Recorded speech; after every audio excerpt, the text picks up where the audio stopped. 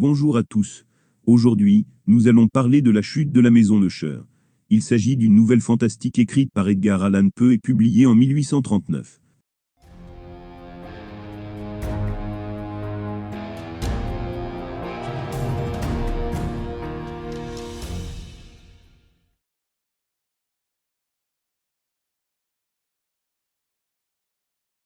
Le narrateur se rend à cheval à la maison Usher. Il s'étend sur le sentiment d'horreur qu'il ressent en regardant la propriété, sans toutefois en percer la cause. Son camarade d'enfance nommé Roderick Usher lui a écrit une lettre, afin que le narrateur vienne lui rendre visite. Roderick serait atteint d'une maladie physique aiguë, et serait oppressé d'une affection mentale. Le narrateur sait que, depuis plusieurs générations, la famille de Roderick possède une sensibilité particulière. De plus, la famille se perpétue de manière directe, puisqu'il n'existe pas de branche durable. Selon le narrateur, la maison et la famille pourraient exercer une influence négative, l'une sur l'autre. Après avoir regardé dans les temps, le narrateur a une impression encore plus désagréable de la demeure. Quand il regarde la maison, le narrateur remarque qu'elle ne possède aucune détérioration extraordinaire. Il entre dans la maison. Sa sensation de malaise continue. Un domestique le mène à la chambre de Roderick. Ce dernier était allongé sur un canapé, mais il se lève, afin d'accueillir son ami. Le narrateur remarque la dégradation physique de son ami. Roderick a le teint cadavérique, et le narrateur devine en lui une agitation nerveuse. Roderick dit être atteint du mal de la famille qui consiste en une affection nerveuse, qui se manifeste par des sensations extranaturelles. Concrètement, Roderick vit dans la terreur de la survenue d'un événement. Il pense qu'il va prochainement mourir. La maison a une influence néfaste sur son moral. L'état de Roderick peut avoir pour origine la maladie, mais aussi l'influence de la maison. Roderick a une sœur appelée Lady Madeline qui va, elle aussi, prochainement mourir. Elle est apathique, est épuisée et a des crises de catalepsie. Lors de la première nuit du narrateur dans le manoir, Roderick lui dit que sa sœur est décédée durant la soirée. Le narrateur tente de changer les idées de son ami, afin d'atténuer la mélancolie. Il peigne, le narrateur lit des histoires où Roderick joue de la guitare. Lorsque Roderick peint, la terreur se ressent dans ses créations. Sur un tableau, Roderick a peint une cave ou un souterrain ne comportant aucune issue et aucune source de lumière. Les chansons que chante Roderick à la guitare sont morbides. Le narrateur a recopié pour le lecteur l'une d'entre elles. Roderick pense que les pierres, les mousses, les arbres et le lac présents sur la propriété ont une sensitivité. Après la mort de Lady Madeline, Roderick a voulu garder le corps de sa sœur, une quinzaine de jours dans un caveau avant de l'enterrer définitivement. Le narrateur et Roderick ont placé le corps de Lady Madeline dans une bière, et l'ont transporté ensuite dans un caveau. La sépulture est placée en dessous de la chambre du narrateur. Il semble difficile d'en sortir, puisque le caveau est fermé par une porte en fer massif, et que le sol et les parois sont recouverts de cuivre. Le narrateur se rend compte de la ressemblance entre Roderick et Lady Madeline. Roderick dit qu'ils étaient jumeaux. Ensemble, ils vissent le cercueil et ferment la porte de fer. Lors des jours suivants, l'état de Roderick s'empire. 7 ou 8 jours après l'enterrement sommaire, se déroule une tempête durant la nuit. Le narrateur est atteint d'insomnie. Les draperies semblent bruisser autour de son lit. Il est soumis à la terreur. Il souhaite quitter la pièce, mais Roderick vient toquer à sa chambre. Roderick a un discours énigmatique. Il ouvre une fenêtre, et fait entrer le vent dans la pièce. À l'extérieur, semble se former un certain phénomène électrique inexpliqué. Le narrateur tente de calmer l'agitation de Roderick en lui faisant de la lecture de Matriste, de Sir Lancelot Canning. Lorsqu'Ethelred casse du bois, avec sa massue dans le récit, le narrateur entend un bruit identique dans le manoir. Il pense qu'il ne s'agit que d'une coïncidence. Plus tard, lorsque le dragon pousse un rugissement après avoir été assommé par Ethelred dans l'histoire, le narrateur entend un bruit similaire dans le manoir. Il tente de cacher sa terreur auprès de Roderick, qui s'est tourné de manière à être face à la porte, et qui chuchote on ne sait quoi. Lorsque le bouclier tombe sur le sol dans le récit, le narrateur entend le même bruit dans le manoir. Le narrateur entend Roderick murmurer qu'ils ont enterré Lady Madeline vivante.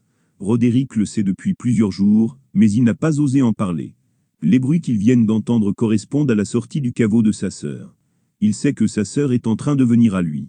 Peu de temps après, il voit Lady Madeline avec son suaire ensanglanté. Elle finit son agonie en tombant sur son frère qui décède sans doute de terreur. Le narrateur s'enfuit de la maison. Une fois à l'extérieur, il se rend compte que la maison se fissure et s'écroule dans le lac. Roderick et Madeline sont représentés comme des victimes, mais il se pourrait que Roderick soit le meurtrier de sa sœur. Roderick sait que Madeline est atteinte de cataplexie. Pourquoi n'a-t-il pas fait le lien entre la maladie de sa sœur et sa soi-disante mort? Le narrateur n'était pas là lorsque Lady Madeleine est décédée. Seul Roderick semble avoir été présent à ce moment-là. Le narrateur apprend la nouvelle, car Roderick la lui dit lors de la première nuit. De plus, Roderick annonce la nouvelle dans un état agité, état qui peut être dû à la douleur de perdre une sœur, mais aussi à la culpabilité. Alors qu'un médecin était parti de la maison au moment où le narrateur y est entré, les médecins ne font plus d'apparition par la suite. Aucun médecin ne constate la mort de Lady Madeleine. Aucun médecin ne s'occupe de l'état de Roderick.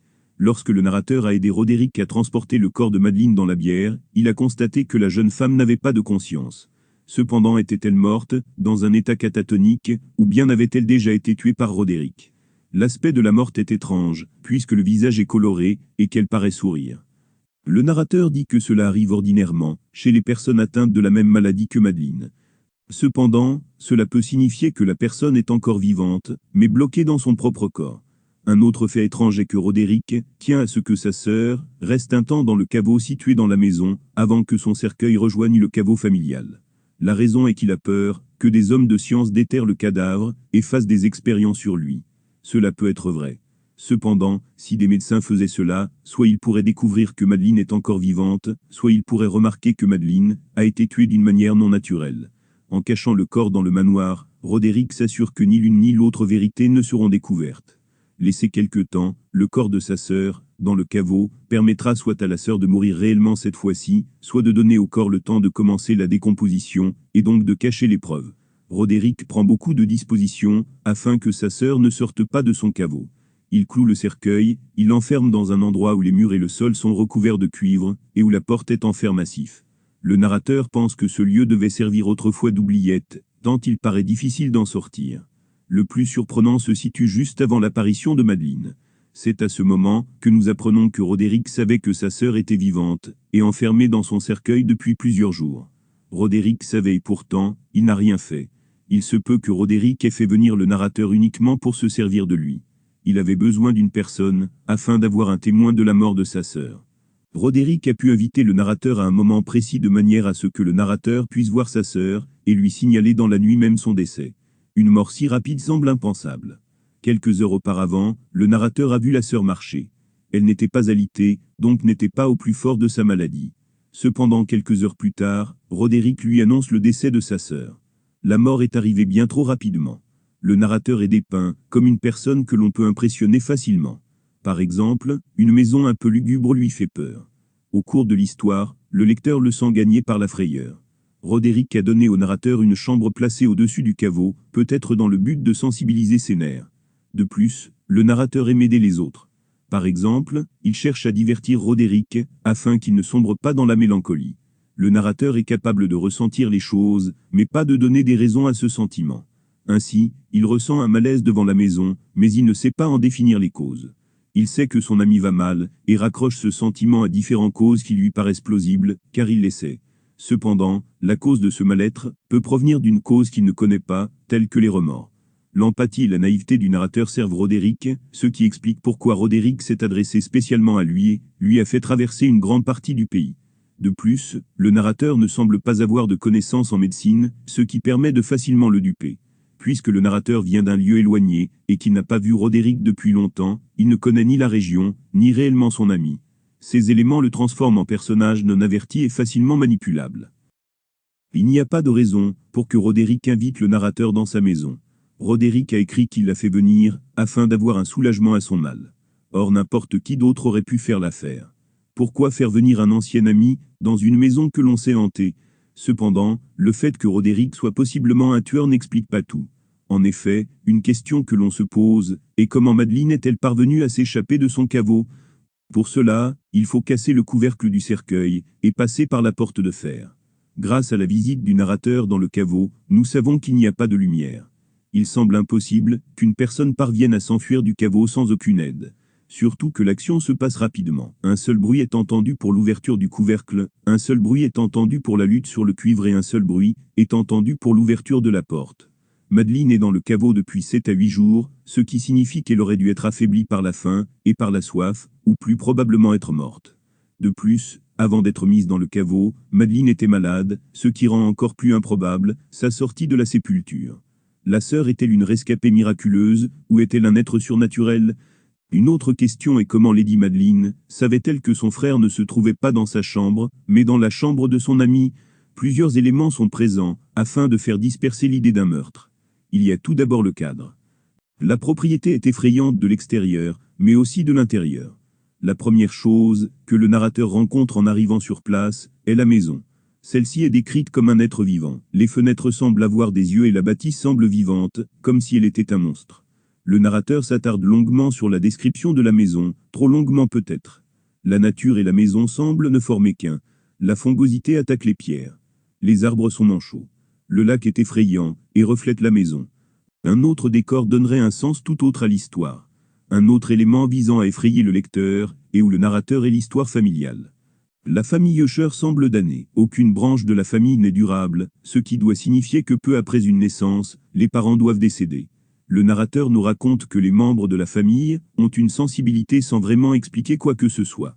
Est-ce un don ou une maladie? Le fait que les membres décèdent régulièrement pourrait s'expliquer, non pas par un phénomène paranormal, mais par une maladie génétique. Il semble logique que Roderick et Madeline, qui sont les deux derniers rejetons de la famille, souffrent aussi de cette maladie. Le fait qu'ils soient jumeaux peut expliquer le fait qu'ils soient atteints de la même maladie. Le fait que le domestique de la maison ne semble pas malade appuie cette thèse. Une autre explication pourrait provenir de la maison. Quelque chose dans la maison familiale pourrait rendre ses occupants malades. Puisque les Usher vivent depuis plusieurs décennies dans cette maison, et qu'ils décèdent tous à tour de rôle, les causes peuvent en être l'emplacement de la maison ou un matériel toxique de construction. Les habitants ne semblent jamais quitter la maison, ce qui aggrave leur état. Leur mauvais état de santé ne leur permet plus de s'en aller de la maison. C'est une chaîne à la finalité funeste. Il y a un lien évident entre la maison et l'état de ses occupants. Cependant, ce lien n'est pas forcément surnaturel.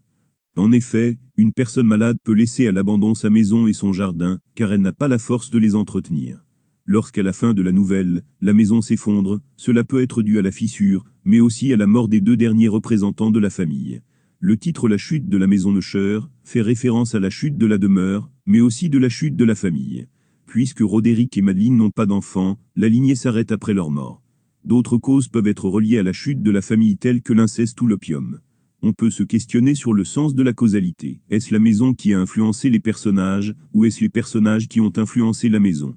La maison peut s'effondrer à cause de différentes autres raisons telles que la fissure, la tempête, le mauvais état des pierres ou la présence trop proche d'un étang. Enfin, Roderick a pu se créer tout seul sa propre maladie. Il peut être hypocondriaque. Le mental a une conséquence sur le physique qui se manifeste en Roderick par un teint cadavérique, un œil élargi, des lèvres pâles. De plus, Roderick sait que les membres de sa famille ont tous été malades, ce qui donne de la puissance à son hypocondrie. Au final, Roderick ne mourra pas de maladie ou d'accident, mais tout simplement de peur. Cette mort n'est pas due qu'à l'apparition de sa sœur, mais de la peur accumulée, il y a plusieurs jours, ou peut-être plus. Nous savons ce que ressent le narrateur, puisque c'est lui qui nous raconte l'histoire. Le narrateur ressent une grande panique lors de la dernière nuit passée chez les Usher.